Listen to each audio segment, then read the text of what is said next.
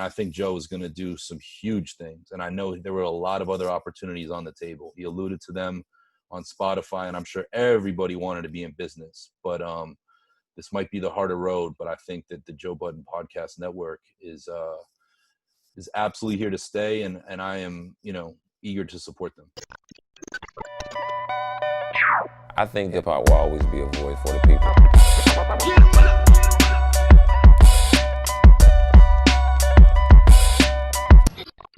Hey everybody, I'm Reggie Williams, founder and CEO of Ambrosia for Heads, and with me I have Jake Payne, our editor-in-chief. Together, this is What's the Headline, our podcast, season 2. First of all, I gotta say, how dope was it to kick off the season last week with the Lox? Man, it was great. That was tight. I know, Jada and Styles were each running around doing a few things, but they certainly opened up with our questions. And truly, like I've said it to my friends, Living Off Experience is my favorite Lox album. Like, that's no hyperbole. I know there's a lot of people that love Money, Power, Respect, and a lot of people that love, the second album, We Are the Streets. But this one is the most I've had the Lox in rotation, on a group level, on any album they've done. Yeah, that's the first Zoom interview I've ever done with the person driving, and that was pretty gangster with Styles, He didn't miss a beat, he was focused on us and the road, so it's pretty dope, And seeing Jada in the park, and you mentioned, Styles ended up, I recognize that bowling alley up in Westchester, it's pretty dope to see those landmarks, but them truly living, still living, the life they rap about. So it's pretty dope. Yeah, very cool. And that's one thing that's, social media ruined a lot of mystique for things over the years. Like when you can see your favorite artist's thoughts 24/7, and like these Zoom interviews are inconvenient in a lot of ways. I know a lot of people, myself included, don't love them, just like the calls and all that. But when you can see people that you admire, or have listened to, or known for a long time in their element, that's cool. And shout out to those guys. We talk about listening to East Coast music on the East Coast and West Coast music on the West, but like seeing, dudes at the landmarks they're actually talking about is pretty dope. So word, yeah. So heavy week for a lot of us. Breonna Taylor. I was talking to a friend of mine, and he was saying, look, he kind of suspected that's where things were going to go once they paid the family the money they did. It almost seemed like it was a way for them to try and get out of jail free, like literally, you know what I mean? But definitely still stung. I got to say though, man, I've been numb to it, dude. Like since 1992, when the Rodney King verdict happened, when we finally thought, okay, we've been hearing about this, we've been living this experience of like police brutality, and now we finally got it on camera. Like Ice Cube had that song from Predator, Who Got the Camera. It was like, okay, this is it. Like the world is gonna see, and finally we'll get justice. And when that verdict went the way it did, it showed that like it had nothing to do with the truth or the circumstance. It was really just, people just did what they wanted to. It was vigilante. They could do whatever they wanted to. There was never going to be any accountability. So now fast forward 2016, 2012 through 2016, you had Trayvon all the way up through Alton Sterling and Philando Castile. And it's just wave after wave after wave after wave of video killings, with no prosecution or minimal, very sporadic. Yeah. I don't know. At a certain point, you just feel numb to it, man. But I'm glad that people are still out in the streets, like protesting peacefully, raising awareness. But yeah, it gets heavy. It's a lot, So what was your take on it? Yeah, it hit me hard. There were 2 nights this week. I really just had a very, very hard time falling asleep. My mind was racing. I was, really upset. This is coming. Just in a year, in just a season beyond a year of just injustice. And like you said, the settlement happening, and then the city of Louisville, preparing for riots, I think 48, 72 hours before the grand jury, came back, kind of said it led me to anticipate the worst. And what just really breaks my heart about this is, you know, Breonna Taylor literally served meals to officers.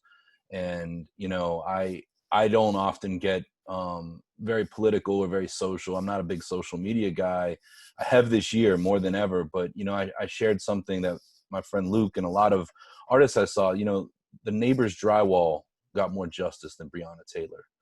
And that's heartbreaking, especially for a woman that committed no crime and literally served the people that took her life.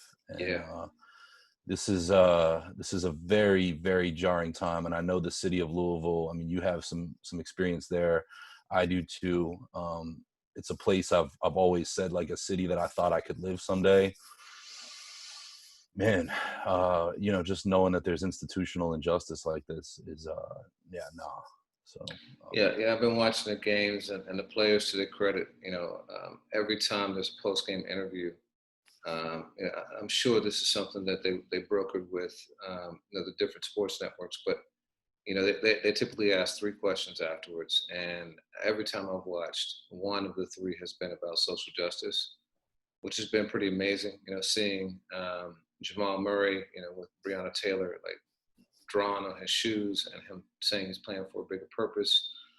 LeBron obviously being very vocal, but he mentioned something the other day. You know, he did, it was almost like a 1.5, 2-minute answer about, you know, how he was feeling about things, but he really personalized it in that Rajon Rondo is from Louisville. That's something I didn't know before. Me neither. So for him to be, you know, literally, you know, living that through the lens of his hometown, that's pretty deep, you know.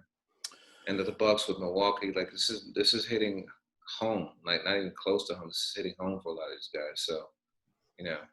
Yeah, absolutely.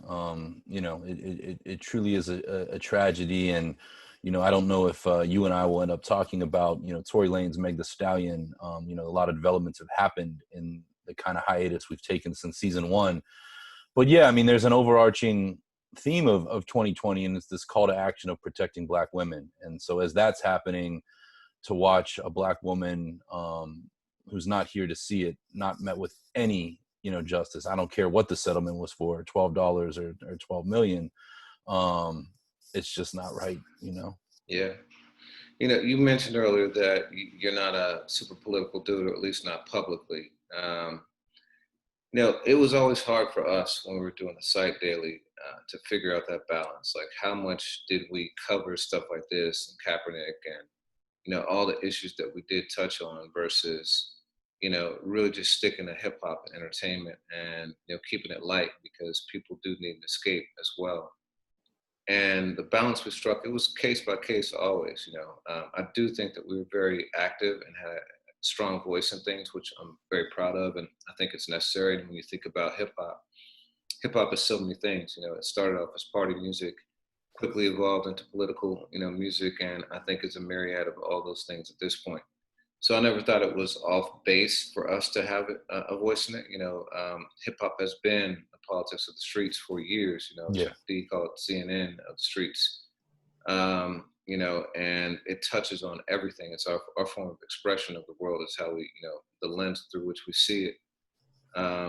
You know, but it's always a balance because I do think that after a while it gets overwhelming. You know, but what was your take on how we straddled that line? Yeah, I mean, you and I were talking about it in one of our early episodes. I 100% stand by that. And I think it's too easy and too passive to be connected with hip hop and not just cover it, but live it and not take social and political action. And when I say that, for me, you know, one of my male idols is my grandfather. And, you know, he used to say to me, like, don't talk about politics, religion, or sex. And on my personal brand, I've adhered to that to many years. But I have to say, like, 2016, I had the election. I've never put like a sign in my yard or any of that. I've voted, and I've been willing to talk to anyone about why I vote the way I do. Same with, you know, those other tenants. But I got a little bit vocal in 16, and in 2020, especially. And I know I use this phrase a lot, especially as a white guy who has made a living in hip hop and, you know, immersed himself in the culture and have so many loved ones that are people of color. For me to be silent is for me to be complicit. So yeah, when that verdict came in, the black squares that people put up, 5 months ago were cool, but what are we doing about it now? And there have been protests in Philly this weekend. I haven't participated, but I fully plan on it in the like tomorrow, like the days ahead, regarding what happened in Louisville. So absolutely, I do believe that on a personal side, as well as on, an AFH side, you gotta walk it like you talk it, and now more than ever. And I know we're not, communicating on a daily basis through the site anymore, but you best believe from the music that's coming out as reaction to this, to just some of the important lifestyle developments, I believe that we would be entrenched in these discussions. Yeah, man, and I've been focused. I agree. The protests are important to raise awareness. The social justice, the social media activism is important to raise awareness, but it's got to be coupled with real action. I've been vocal about this, about it being economic primarily, because we are a capitalistic society, and it's money that moves things, no matter what. It always comes down to the money. The other thing is, I've been super focused on our right to vote. And, in the past it's been get out to vote. Now, I think the narrative has got to be protect our right to vote, because it's being suppressed in crazy, crazy ways. So we know about the mail being slowed down. I've just heard that they've actually been taking mailboxes up off the street. Yes. And even if you are able to exercise your right to vote via mail, Trump is saying that it's illegitimate, that, they're fraudulent. And so the cards are so stacked against us exercising our right to vote that I'm just 100% every day going hard on that, as much as I can. And I love the fact that LeBron is also taking a huge stand in that with more than a vote, anybody out there, I encourage you to go to vote.org, more than a vote, .com or .org, I'm not sure, but just Google more than a vote and really understand how you can best exercise your rights to vote locally now, because we've never seen anything like it. The stakes are just ridiculously high, So, yeah. Yeah. I encourage anyone, that you go to those gatherings back when gatherings existed, and they'd be like, say hi to the person next to you. If you know somebody in your life that might not be voting, or just is one of those kind of hey, I don't vote because what's my voice matter, stay on them. Each one teach one with this election in particular. As De La said, the stakes are very high. Yeah. So back to our regularly scheduled programming. You said Tory Lanez and Meg Thee Stallion. It has been a ridiculous back and forth. I see that a lot of it is tabloidism, and neither artist is one that we've covered regularly on the site, which is why I've been reticent to get into it. But you highlighted some themes that I think are important to discuss. So his album came out and it's underperformed. Tekashi 6ix9ine's album came out and surprisingly underperformed, especially given the reception that he was getting on Instagram and his videos on YouTube and stuff like that. And you had said, is this an indication that people are starting to ignore the nonsense, and not get pulled in by the craziness that people are doing, the trolling and all that other stuff? What do you think? You think that's the case, or you think? Because the music, it seems like it's popular, but why do you think these projects have not performed the way that they thought they would? I think it's a mixture of both. I mean, to be clear, in both of those instances, and this is why I'm glad I don't have as a daily operation to listen to everything, I haven't checked Tory's album, so I can't speak to the quality of it, nor 6ix9ine's. And admittedly, while I've had to do some writing on each over the years, I've never identified as a fan of either. But I do think people are using the mute button differently, and the mute button being their choices. Sort of like what you were saying with the dollar. If I don't agree with Donald Trump, I might not buy New Balance shoes because their CEO is one of his primary donors. So you start to learn things and you spend your dollars differently. And for me, if you feel like Tory Lanez exploited a situation that very nearly, definitely did endanger a Black woman and could have gotten far more serious, then you don't tune in. You don't have to. And to me, this is different than 11 years ago when, if you would have told me after the Rihanna incident that Chris Brown would still be, an A-list pop star, I would have never believed you. But it felt like within a year of that, Chris Brown hadn't lost a step in terms of his profile and magnitude. And I think that Chris Brown is a different level of artist than Tory Lanez or Tekashi. But Tory came into 2020 extremely strong, was one of the leaders of you making quarantine content that was, viral and interesting. And in the wake of this, that's not stock I want to buy. And I think a lot of people are upset and just simply not paying attention. Well, two things have happened, since Chris Brown, two major things. One is the Me Too movement. And the other is, the movement that's happened after George Floyd. And you couple those two things, George Floyd is obviously, saying that people need to value and respect and acknowledge Black Lives Matter, and then Me Too was its own separate movement, saying that women, should not be objectified. People don't have the right to assault them mentally, sexually, whatever it might be. Just the full blown movement against that. And I think for Black people, the height of that became R. Kelly, his downfall, because that had happened for years, and whatever he's been doing has been happening for decades, but he wasn't held accountable for it until late into the Me Too movement. And so I think that those things do show that there's a different respect, value, and protection of Black womanhood. And so I can see that. But do you think it's that deep with the Tory Lanez thing, or you think it's just that people just aren't checking for him because he did something that people think, or people think he did something that was ridiculous? I think in both of these cases, Tekashi and Tory, these guys are fanning the flames with the hype. Like, yes, every hip hop, mainstream site is covering the hell out of both of these guys. But they make music that, Tekashi came back with a, here's why I snitched sort of campaign.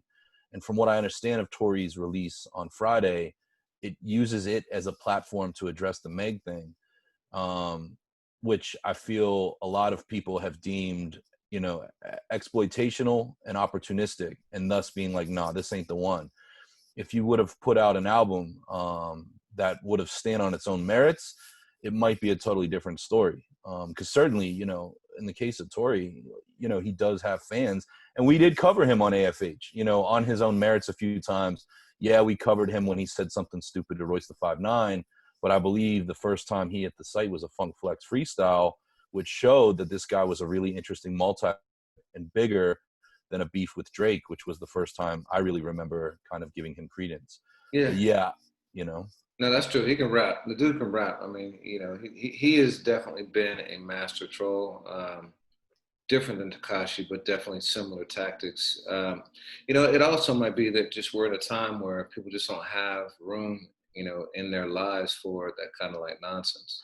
Like there's just a lot going on as the way we started off this podcast. And I've found that when things are generally pretty stable and good is when, people are open to, the nonsense and like horror films and things like that like just shake you up and like, make you psychologically uncomfortable. Now we're living in one, or otherwise, right? Yeah. And when you're living in it, you just don't want to see that. There's certain shows I don't want to see now that are just too disturbing, too Handmaid's Tale and things like that. It's like feels way too real. Yeah. So it could be some of that too. And that's the interesting thing. I mean, it's no longer $16 at FYE or Tower or wherever, mom and pop you bought your CDs and records. Now it's attention. And, I woke up Friday morning and we'll talk about some of this because it was a big week in music. And you wake up, and for me as a fan, amidst everything else I'm doing, I come up with a strategy. So for me, a new album from Elzai is light years ahead of, an artist that's fringe for me. But as the day goes on and I see that, suddenly you have Rick Ross, who has his own experience, being condemned, for lyrics against women and whatnot. You have Rick Ross coming at Tory, and Tory, like, it suddenly gets interesting where, apart from the music, you do have to pay some attention. But yeah, I don't, unless I'm compelled to for something I don't know, I have no reason to listen to Tory's new album. Yeah.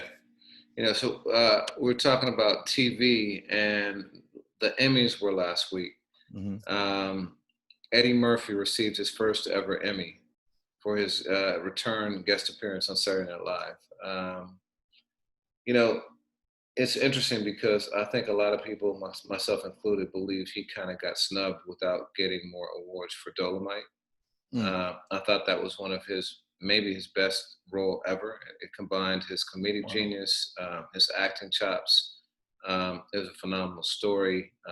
It was a biopic, which typically gets people those kind of accolades, and he was nominated for a lot of things, but didn't really take home a lot of hardware.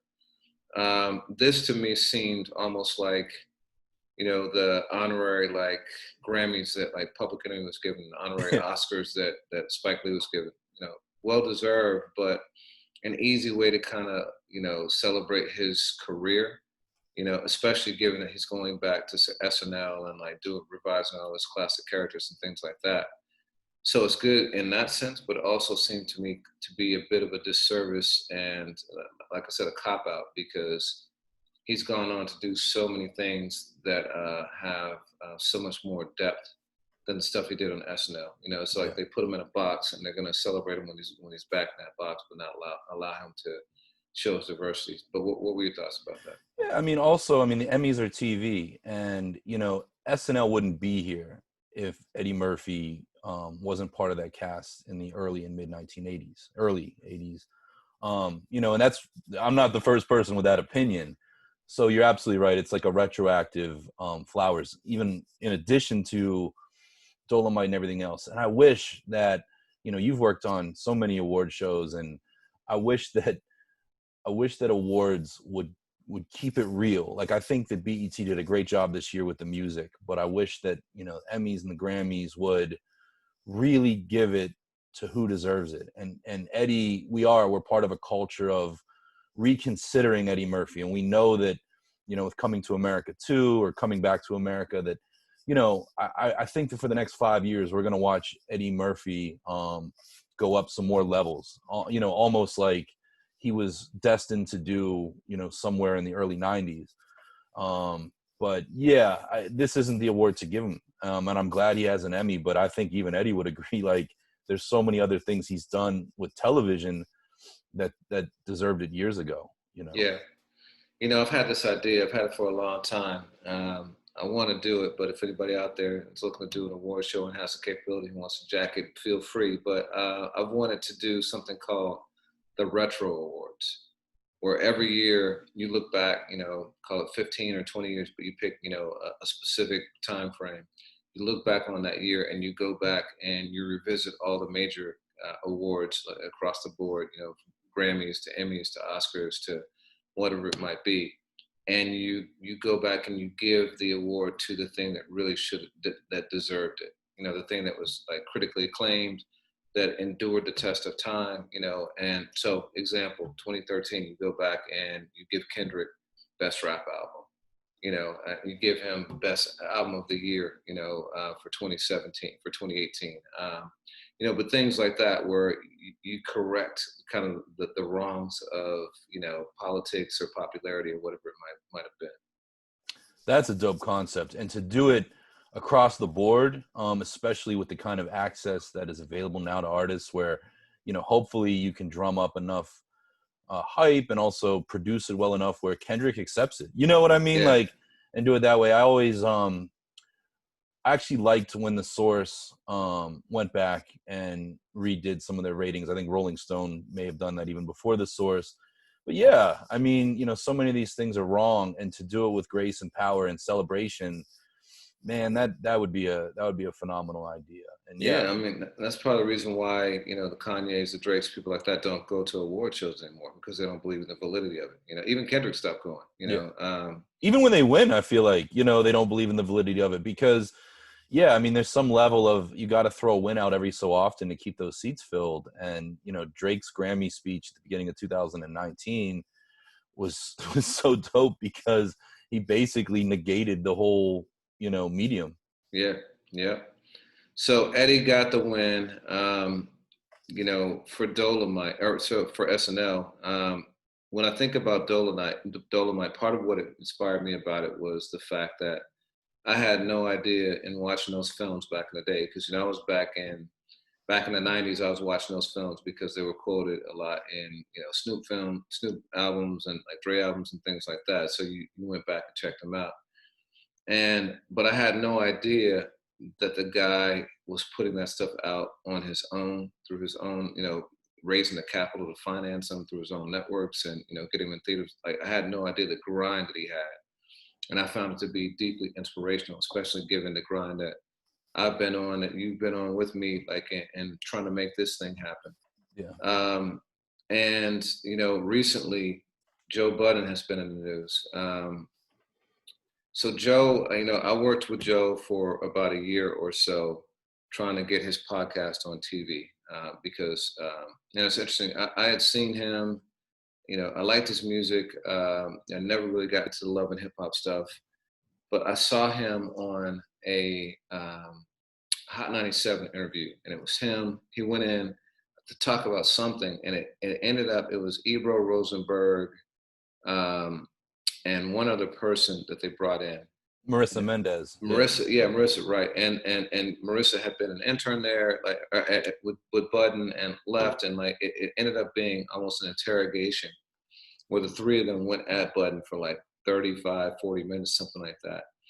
And watching him like withstand that scrutiny, and and answer the questions, and like just like it was amazing. It was like Neo in the Matrix, the way he was dodging those bullets and like manipulating the situation.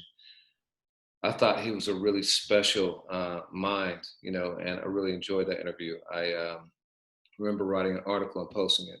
And then, his manager, Ian, who is a friend of mine who I've worked with a lot in a lot of different capacities, called me to let me know they were looking to do that. So we worked together, and I sat and talked with Joe. And it was at that time that I really realized what a star he would be, because he's really, engaging, charismatic, speaks his truth, very powerful voice, very strong, intellect, obviously. And for whatever reason, the show didn't work out, but obviously things worked out like magnificently for him since then. So I applaud that, and I've always been a fan from afar. But what's happened in the last 3 or 4 weeks is that he went on a campaign, not dissimilar from what he did at Complex when he was Everyday Struggle, where he was very transparent about the issues that he was facing with Spotify, and his disgruntlement with the economics they were offering him to re-up, given the role that he played. And in his mind, and I believe this firmly, he was kind of the guinea pig as they were moving into the podcast space. And it was through his podcast that he validated the model of, we should shift to talk. Yeah. And I know from being in the industry as long as I have been, what I used to do back in the day was, get music rights for different platforms. They're incredibly, incredibly expensive. It's cost prohibitive. You cannot be in a business that relies on licensing music and survive, because the margins are just too thin. They take too much money. It's impossible to do. So Spotify, even though it's gigantic and, by far the biggest streaming platform for music outside of YouTube, and that's the dirty little secret too, but they were never profitable because the rates they were paying to the labels and publishers were too high. So by moving into podcasts, they radically transformed their ability to become profitable, because they controlled the IP, they paid people a salary. Even if they paid them a percentage, it was far less than the percentage they were paying the labels. And Budden is the person who absolutely validated that model. Became the #1 music podcast in the world, and very cheap outfit. I have no idea what the economics of the deal were, but I'm certain that Spotify made a ton of money from it. And Budden gets very, very specific about it in his podcast. He estimates 9 figures, right? He estimates 9 figures, and I highly doubt that his podcast alone generated that, and I'm not even sure that's the point he's trying to make. I think what he's saying is that the business that ensued because of what they established was a 9-figure impact. Yeah, word. That I don't doubt, and so Joe was very vocal about that. He got into some things with, a conversation that he had with Charlemagne, where Charlemagne was, he says, was telling him to kind of take the check. And Budden said he wasn't going to do it and that he was going to be making moves. And so stay tuned. And now, within the last week or so, it turns out the moves he's making is to leave Spotify and create his own network. You know, I am a huge believer in ownership of entrepreneurship, especially for Black people. It is difficult, as you know, personally, from the struggles that we've had to get the kind of funding that you need, especially as a Black person. There's a systemic racism out there that is prevalent, no matter what your background is, no matter what your track record is, no matter what your success level is, because we're reaching 15 million people a month, and yet we struggle to raise money, right? Yeah. But for someone to stay in business and command that and do so on his own terms and turn down what I assume was a pretty substantial paycheck, and he said that it was a check that would change the lives not only for himself but for his partners, Mal and Rory, Parks. Yeah. and Parks. So for him to go out and do that, I think is highly commendable. Something that should be celebrated. I rock really hard with that move. I rock really hard with him for taking ownership. But what are your thoughts about the whole situation, the way it unfolded? Man, I really dig the way you said that all. I've been a fan of Joe Budden for 20 years. 20 years ago, my friend Luke used to send me, stuff from his Clue and Cutmaster C tapes. And I carried that into his music career. I'm not a love and hip hop guy, but when Joe was on it, I was tuned in for, Tahiri denying his, engagement offer. So I followed Joe through, and to watch what he's done over the last 5 years was remarkable. And you're absolutely right. Somewhere in 2016, 17, it's like he put that final album out and it just like turbo boosts on. I remember, the Hot 97 moment that you speak of, and, him rallying against Complex, Eminem, going out and getting, State of the Culture, partnering with Cash App for, their interview series.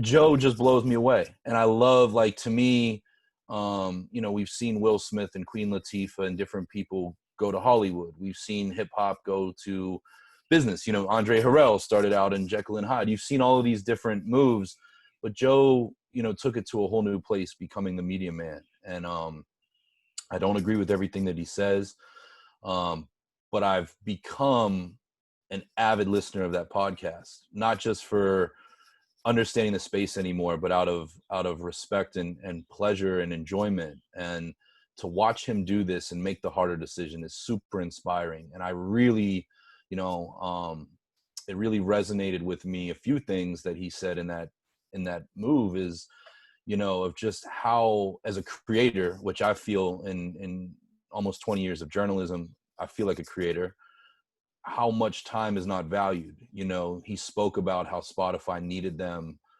to tape on New Year's Eve and tape on Christmas Day and do all of that. And I really related to how hard I've worked at the things I've been part of, and you just really can't get time away. But to, finally declare your own value and do this, I think it's phenomenal. I think we'd be remiss not to mention the late Combat Jack, who, was working on his level with the Loudspeakers Network, in the years before his death, of trying to create Black ownership for us, by us. And I think Joe is going to do some huge things. And I know there were a lot of other opportunities on the table. He alluded to them on Spotify, and I'm sure everybody wanted to be in business. But this might be the harder road, but I think that the Joe Budden Podcast Network is absolutely here to stay, and I am, eager to support them. Yeah, it's a different level, man. Being on your own, it's a different level of wealth if you are successful. And you look at people like Puff and Jay. I actually sat in on an interview with Jay-Z once when I was at BET, and I asked the final question. I asked him how much he thought his success was due to the fact that he always controlled his own destiny, through Rockefeller and Rockaware and, ultimately Rock Nation. Like, he always took that path of ownership versus, getting a check, Def Jam aside. Right. And, I don't think it's coincidence that he and Puff are, billionaires now, and you look at, Dre, it was when he took an ownership stake in Beats, and that he became a billionaire. And so it's a much harder road, but it leads to that kind of success. When you think about like long-term moguls in hip hop, like Birdman and Master P, and people like that, on more the music side. And so I celebrate it. And even if it doesn't turn into monumental wealth, there's a different level of respect and autonomy and self-worth that you have when you have your own thing, And so, I commend it, man. And, so one of his first moves, getting back to uplifting Black women, was to announce a new podcast called See the Thing Is. Great title. And it features three Black women: Bridget Kelly, Mandy B, and DJ Olivia Dope. Now, Bridget Kelly is another one, man. I was working on a pilot when I was at BET, and a lot of people, many of whom people know, that I won't name, but like Bridget Kelly was one. And I always saw her, I knew her as an artist because this is like, 2013, 2014. And, she was bubbling then, definitely making a name for herself on the music scene, phenomenal voice. But when I saw her on the screen in a hosting capacity, man, she popped. Like she is like got such a great wit and presence about her, great insight. And so I have no doubt that she's going to bring an incredibly prominent voice to the podcast. I don't know the other two women, but just based on the fact that Bridget's a part of it, I think it's going to be dope. And I'm sure that Joe has got a great eye for this too. I love the fact that he said that he's going to cede complete control to them because it's, women talking about women things, and like he has no business in it. But I'm excited, man. I'm excited to see this go and thrive. And I'm excited for him as a person, seeing his evolution. I think it's incredible. And I'm excited for the inspiration it's going to bring for all those out there who, that there's another way. You don't have to, and I got I don't know if you see my shirt, but it says chase dreams. Not the bag, not jobs. Not jobs, So yeah, I dig it. That's a dope shirt. Yeah, I do too. And one other thing I'll say, in relation to See the Thing Is, that's a great move. I mean, so many women I know, so many of my friends listen to the Joe Budden podcast. But I mean, anyone who listens knows that it's very, very much from a male perspective, sometimes, to its own detriment. So for the next move to be like, yo, let's come with a female perspective is cool. It kind of, in its own way, reminds me of like, the male versus female answer records of the 80s and 90s, because, I'm sure both of these podcasts will be filtering the week's events and different things and perspectives. So to have both is just a really cool move when, the sexes are interacting this way. So more to come on that, but I think it's a win for hip hop, for podcasting, for entrepreneurs, and so celebrate that. I celebrate that anytime I can. Another thing that was excellent this week, in my opinion, was Travis Scott's new video for Franchise. I mean, starts off with footage of Michael Jordan driving in the red Range Rover, like from The Last Dance. Yeah, from The Last Dance, like exiting his mansion in Chicago, the 2-3 gates, the whole nine. And then you see Travis and his crew rolling up in vintage, NSX, Acura, all the cool cars. Yeah. What year? I know you would know. What years were those generally? What era was that? I think they launched either 89 or 91, somewhere in there. But it's all period correct. Like everything. Every super period correct. So MJ leaves, and then they invade, into his space, and they take over the Jordan mansion, and and madness ensues. But that guy has made some of the most creative videos I've ever seen in my life. Not just like in the last decade, but like Sicko Mode. I went back and watched that. Like incredible video. Highest in the Room, another incredible video. Like you and I have lamented the fact that, especially in hip hop, a lot of people think a video is just standing around in the street, you know, mean mugging the camera, you know, holding your gun, holding your alcohol, Rubbing or your chin. Yeah. yeah, exactly. Yeah. Or like, you know, being at a pool or wherever with Right. a lot of scantily clad women. Like this guy, like takes videos and makes them an art form again. And I'm wondering if you think that he is, well, first of all, what did you think of the video? And secondly, do you think that he is the best in the business right now in terms of making music videos? Not just in Yes. hip hop, but in general.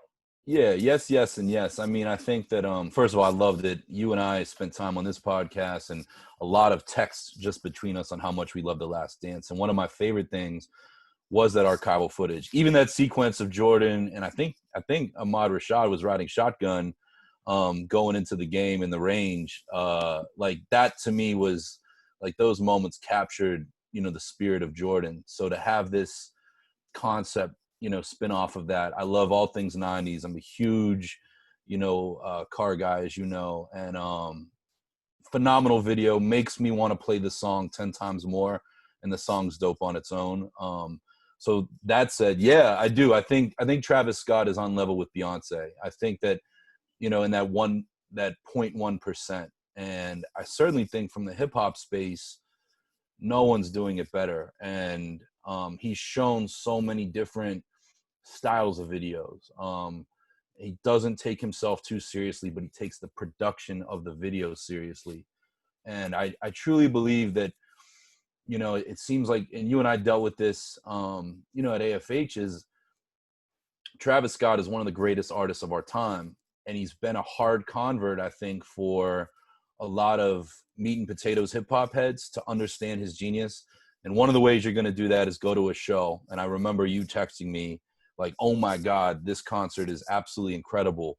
But I really encourage everyone that lumps Travis Scott in with his generational peers or his regional peers, or however you perceive Travis Scott, if you're not up on things, watch this video, because truly he's so versatile and he's so polished, you know. Yeah, you know, he did a back room for BT, and I programmed all those backroom freestyles for 106 in Park. And yeah, it was for bars. It was for like coming in and spitting.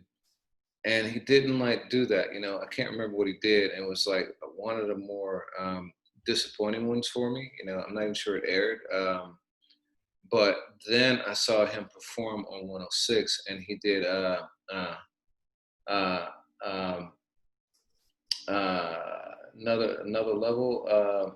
No, that's for upper echelon. He did upper echelon, and it was so, the energy was so off the charts. Just watching him, I was like, oh my God, this guy's a superstar. It could just completely change my perspective on the dude like in an instant. And then I went to the Summer Jam, the Hot 97 Summer Jam, and it's the one where there were like riots and like, you know, they brought in the police and they shut it down. I had gone to the earlier part outside in the parking lot, and then I went back to get my son because we were going to come back and catch Kendrick. So it's super disappointing not to catch Kendrick. But like the in the parking lot, I wrote a piece about it. It was like a riot. Like he was telling people to come and jump over the security gates and like, you know, telling the security guards not to touch anybody. And like, you know, and it felt like anything could happen. Like they could just tear down the stage, but he also had full control of the audience. Yeah. It was scary. It was exhilarating. It was like, you know, his energy was just off the charts. The guy he's special. And every time I've seen him in concert since then, it's been like that, you know. It's just, you're right. He is unlike anyone else in his generation. From a different standpoint, different than a Kendrick. He's artistic in a different kind of way. It's not necessarily the lyrics, it's the entire presentation. Yeah, you know, energy is huge with him too. Yeah, and absolutely. And I love that, like, you know, I remember I always tell people the only time I've ever been scared at a hip hop show was at a Jedi Mind Tricks concert in Philly that a friend invited me to, because literally you had guys punching each other in the face, moshing, going crazy. And I remember at the end of the night, I was like, that felt really good. Like I've gone to hardcore and punk shows, you know, as a younger guy, and Travis brings some of that energy to hip hop, and he does it with music that is in all different chambers.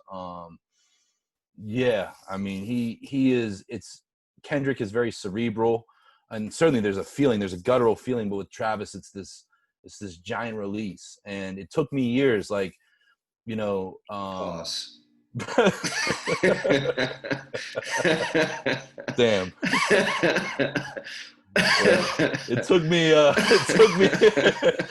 me years to appreciate what Travis was up to, but and one of the turning points, I was with you, was we were at a Roots after party, and Jazzy Jeff was DJing, and he went in on Antidote, and I just remember the crowd going nuts. And to watch one of the greatest turntablists of all time be able to, fuck up a classic record like that and get the crowd so hype, I was like, yo, this is around for a mighty long time. So. Yeah, and you mentioned Beyonce. Like, it's funny because when I was kind of going through my mental list of people who were like cutting edge in video, I didn't even think of Beyonce because I was thinking short form, Yeah. but she's been on a whole different level for the last several years. I mean, Lemonade was like, that was just from start to finish, unreal. And the Netflix special was incredible too. Just unbelievable. Like, just so great. And I haven't watched the Lion King because I don't check for that. But like, I'm sure visually it's stunning too. Yeah. So Beyonce is a whole different level because she's like, she's coming up with full length films, which is, just crazy. But who on a short form video side would you say is like competing? I think Kendrick, and both Sicko Mode and like Humble and I think Element maybe, or Dave Meyers had a hand in him, so that guy is clearly like off the charts. Little Homies, yeah. Yeah, Little Homies for sure. So Kendrick, who else would you say is Cardi B? I think the WAP video is spectacular, Yeah. Most definitely. Whether you like it or not, I mean, just that level of production for sure. Yeah, I mean, Nicki for a time, I don't know Nicki right now would be on that level. Jay for a time, again, like Jay videos these days, that doesn't seem to be an area of focus for him. Yeah. Well, I mean, back in the day, you had Missy, you had a lot of people back in the day, but it's become a lost art form. You know? So, like, who do you see consistently doing at that level besides Travis, or is there anyone? The next tier is, I think you said Kendrick and Cardi. That's really that's where I go. Yeah, I don't know that anyone else, because the new guys haven't proven themselves like that. Migos has made some dope videos, but not 3, 4, 5 in a row. And with Travis, there's just never that dip in quality. And it's such an extension of his art too. That's, and I don't even know if Cardi gets this, but like Kendrick, the videos take you to what the album's about. Like, they somehow enhance the music itself. And Travis does that on the highest level. WAP, I mean, it's definitely a stop the presses video, but I don't know for me if it makes me appreciate the song any differently. Obviously, we haven't gotten an album yet to know if it's part of something bigger, but I have my doubts on that. Travis is just a whole other level, and it's probably very much at his own expense. Like, videos don't make their money back like that, Yeah. Not at all, but like Sicko Mode, I looked at it today and I think it was like 677 million views, which is gigantic. And that was the biggest song of the year. And I got to believe the video played a part in that. I got to believe that the largesse of that song also played a part in him being offered the Super Bowl performance too. And so there's a halo effect. But, that Super Bowl performance is interesting to me because Travis, he definitely marches to the beat of his own drum. He caught a lot of flack for that because it's at the time of the height of the Kaepernick protests, and supposedly Jay-Z turned it down.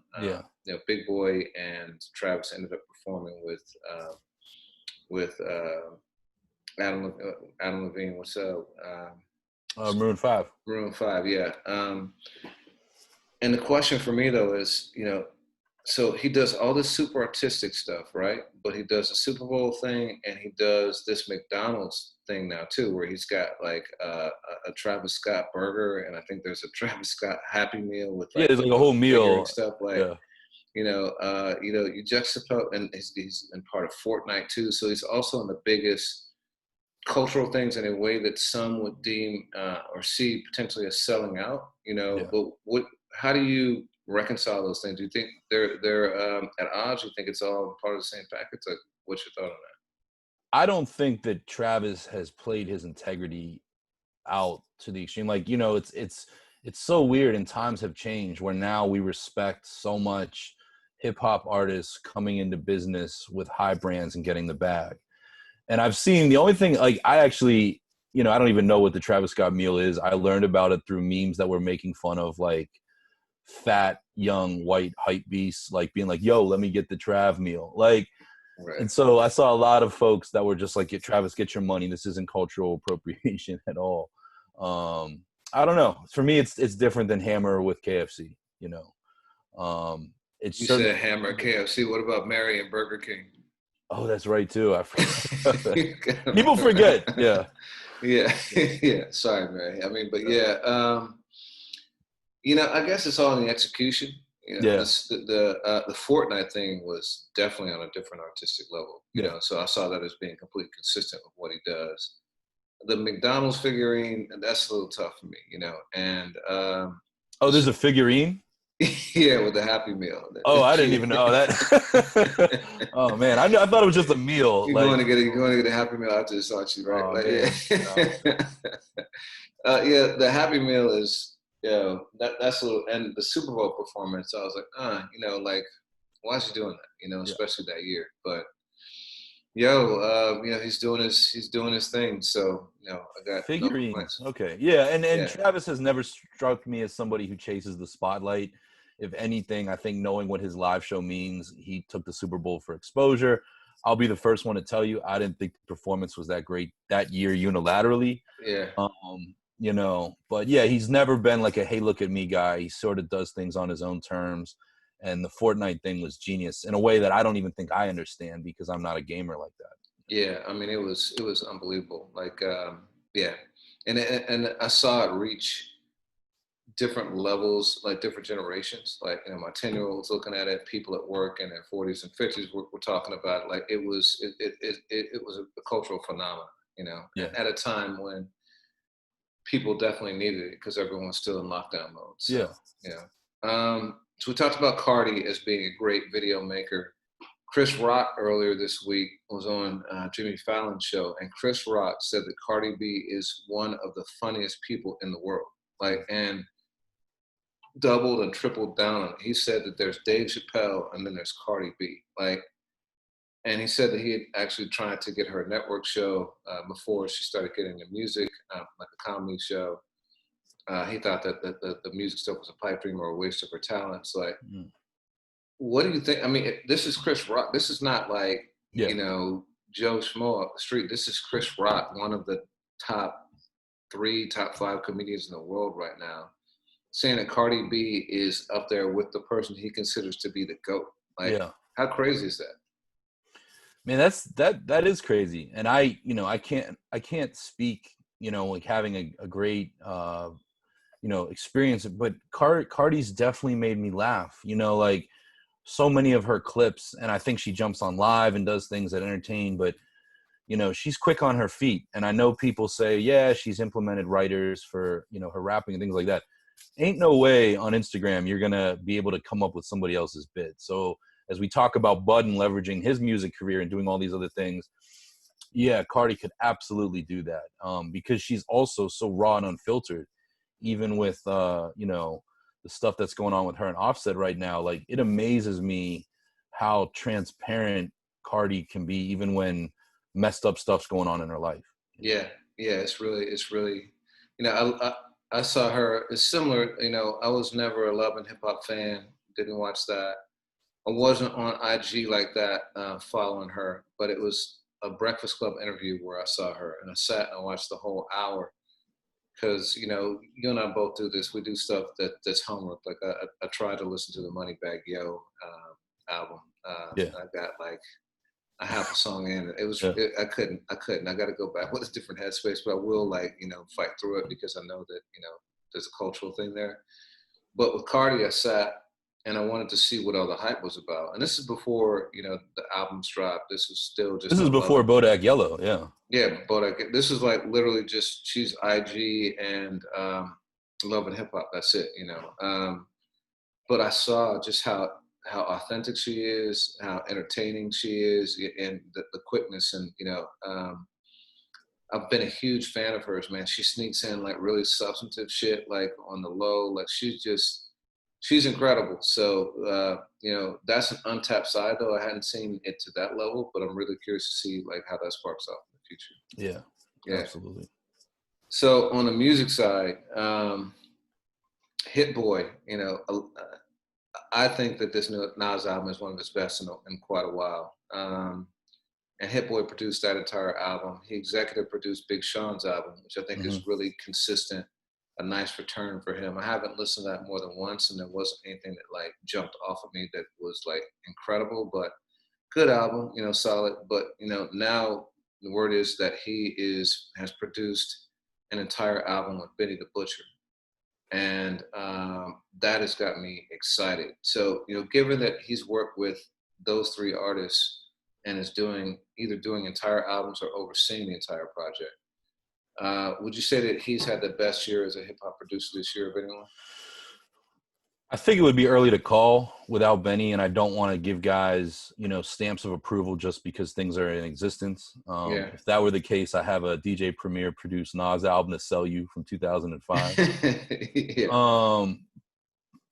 I think it's really cool because Hit Boy is somebody that I don't know if he walked down the street, if many people would notice him. So I think that 2020 has been a breakthrough year for him.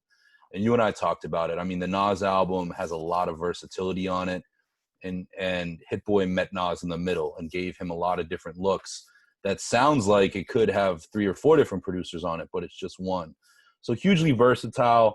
Yeah, and I agree with you, everything that you said on Sean's album. I think it's TBD.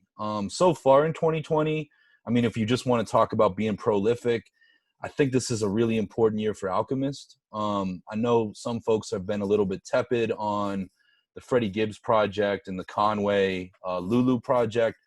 But again, like the volume of stuff that Alchemist does, in addition to hustling a lot of a la carte beats, you know, he'll do a lot of 1 and 2 tracks on tons of albums. This is an important year for Al. And I think when the year comes to an end, it's worth revisiting all that he's accomplished. And I also think, you know, it can get lost in the sauce, but I think LP really brought his A game on RTJ4 and changed his sound a little bit.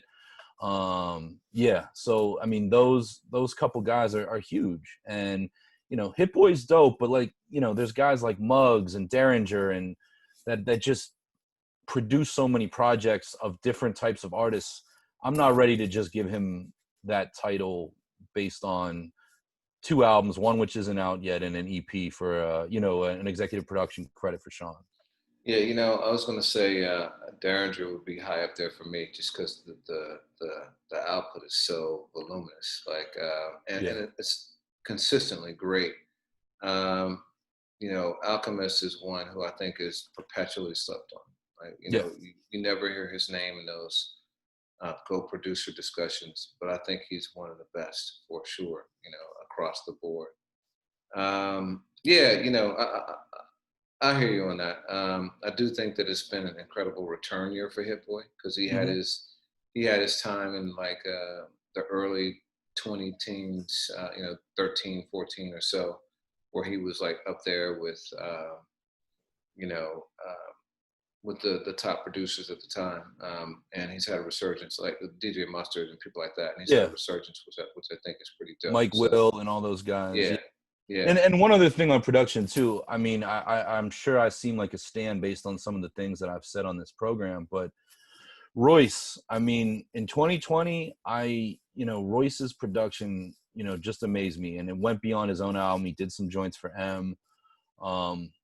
Yeah, I'd be like, he is very much like, if I was to come up with nominees right now, Royce, you know, definitely is included in that. Yeah, it's just crazy what Royce has done this year.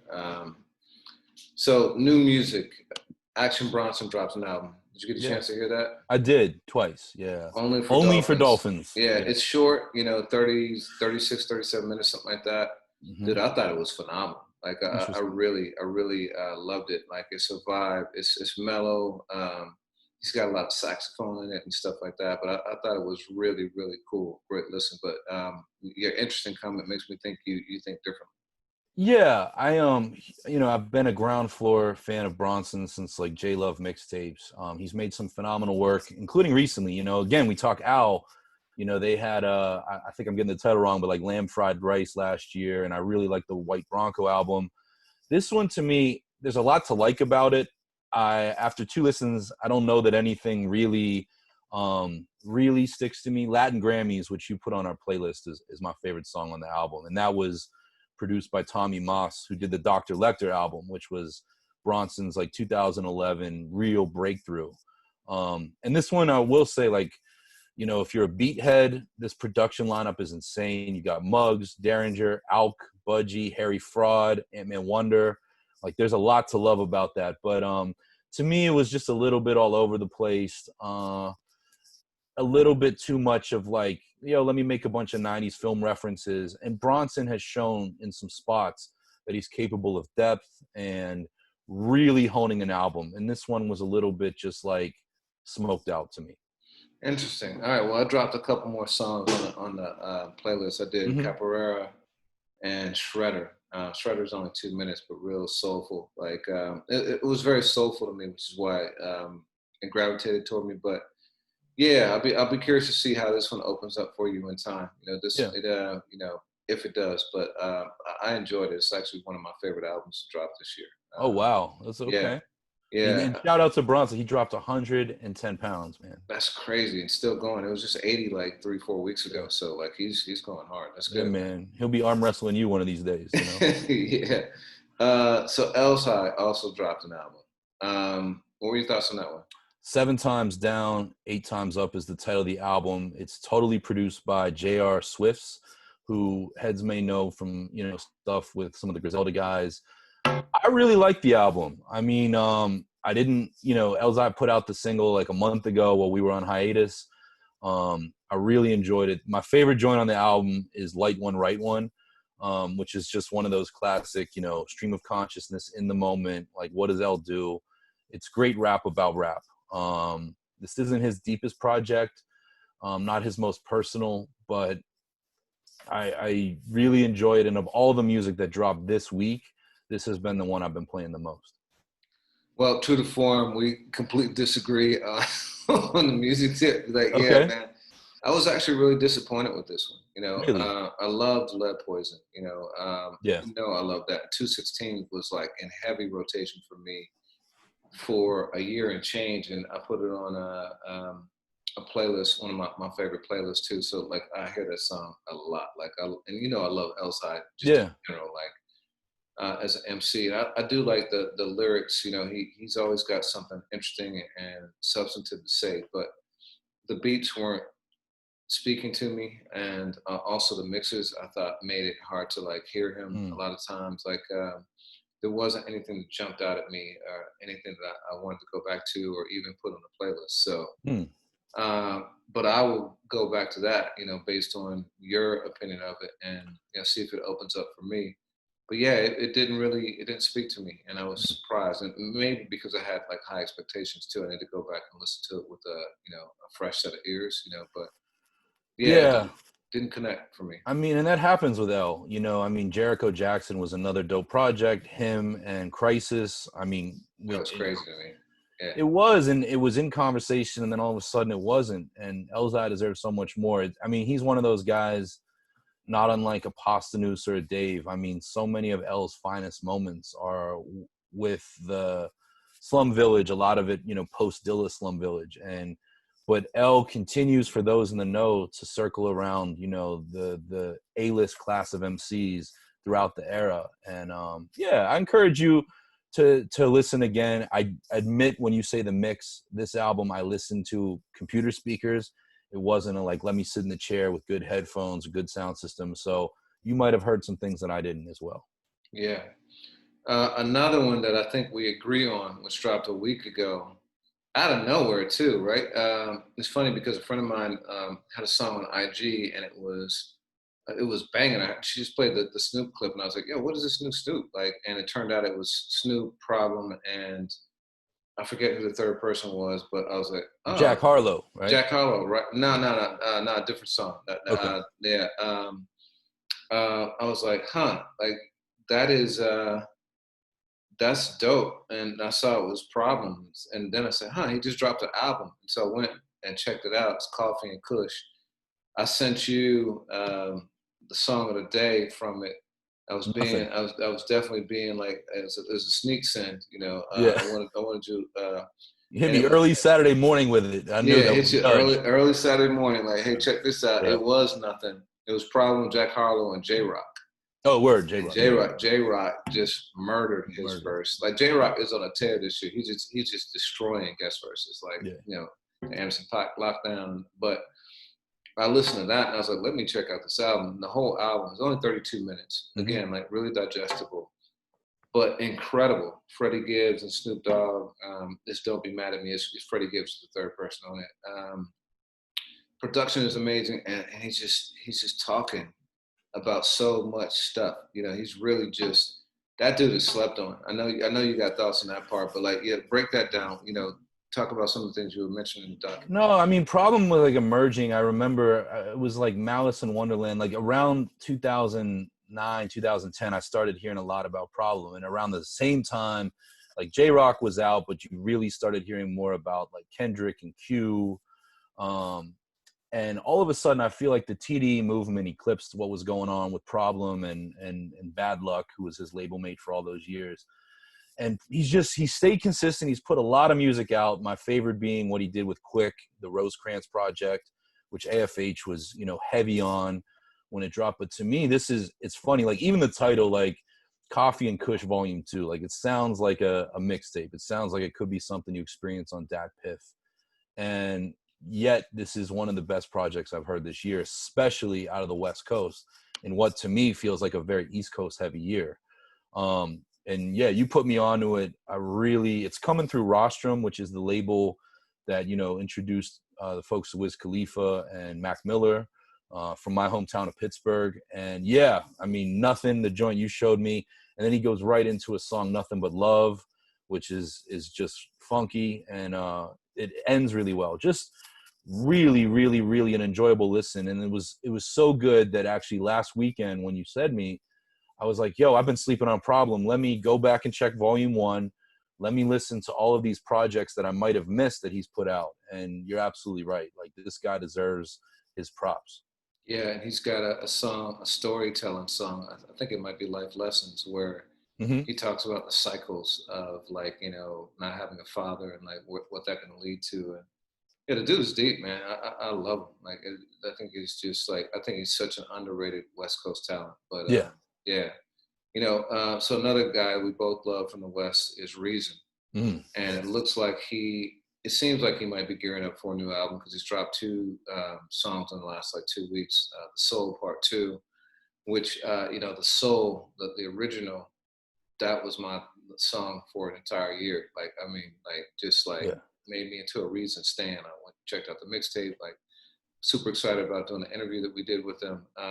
You know, and he's met him too. He's a really good dude, real humble. But Soul Part 2 came out, and then Sauce. I actually like Sauce better, even than Soul Part 2 with Vince Staples. And I thought it was a cool video and everything too. But I know you've had kind of a mixed reception to that. So what are your thoughts? Yeah, Sauce wasn't my favorite. To be fair, as we talk about videos enhancing songs, I haven't seen the video yet. I only listened to the audio. I agree with, like, the Soul was the most I've been excited by a new artist in some years. And that was truly one of my mantra records of, I think, 2019. Well, the end of 2018 is when it came out. So the Part 2, like, that's a heavy jacket to wear, and he more than delivered. I agree with you. I think we're getting an album.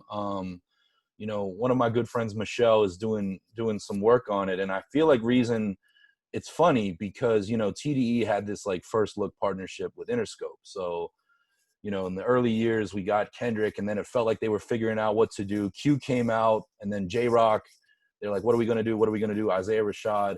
And I feel like Reason is not coming through the major label system. And normally I don't get hung up on that stuff, but I'm like, let this guy, like, let him cook. Like, Yeah. and I don't know what input Interscope ever offers TDE. My hope is none. But if you give Reason the rock and let him put out music, you know, as we talk about prolific artists, with the, you know, as consistently and frequently as some of his peers, we're in trouble. Like, if you give him the Dreamville type of, like, let him put out records as often as he wants, we are in trouble. And yeah. Well, the Soul was actually 2018, if you can believe it, man. That's what I'm It was saying, like, at the very end. Yeah. No, it was like summer of 2018. I Oh, remember wow. distinctly because I went back and checked out the mixtape. I remember where I was. I banged it like I was on vacation in August of 2018, listening to that mixtape in the Soul repeatedly. And then I interviewed him like that September. So Word, yeah. that's been 2 years, man. And to your point, like, it's been 2 years, and the only project he's really released, it was a mixtape, a re-release of a subsequent mixtape to the free mixtape.